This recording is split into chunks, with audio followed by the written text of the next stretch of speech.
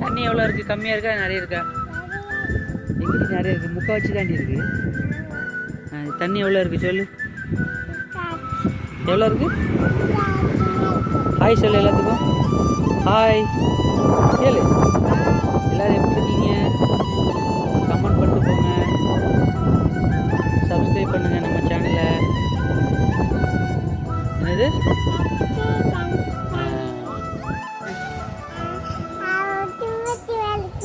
திமுத்தி மலைக்கு வந்துட்டு இப்போ போயிட்டு ஃபால்ஸில் போய் குளிக்க போகிறோம்.